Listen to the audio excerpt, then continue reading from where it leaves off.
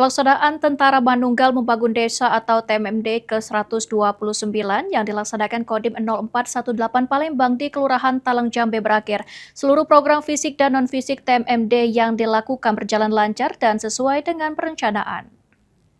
Kemanunggalan ini merupakan akselerasi peran TNI pendorong kemajuan bangsa serta bentuknya kekuatan. Upacara penutupan TMMD ke-129 digelar di lapangan Kelurahan Talang Jambe, Palembang, yang dipimpin Kepala Staf Kodam 2 Sriwijaya, Brigjen TNI Iwan Makhruf Zainuddin.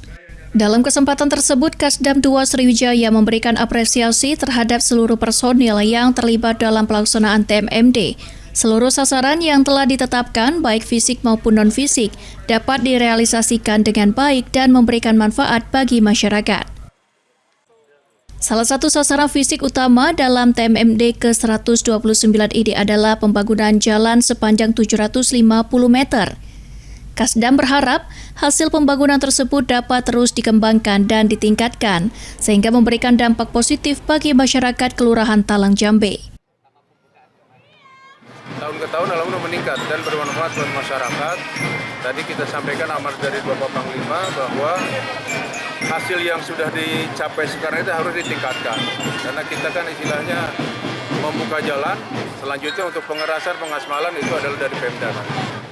0418 Palembang. Sementara itu, Dandim 0418 Palembang selaku Komandan Satuan Tugas TMMD ke-129, Kolonel Arhanud Erik Novianto meminta masyarakat turut menjaga dan merawat seluruh hasil pembangunan yang telah dilaksanakan. Hal ini agar berbagai fasilitas yang telah dibangun melalui program TMMD dapat terus dimanfaatkan dan memberikan manfaat bagi warga dalam jangka panjang.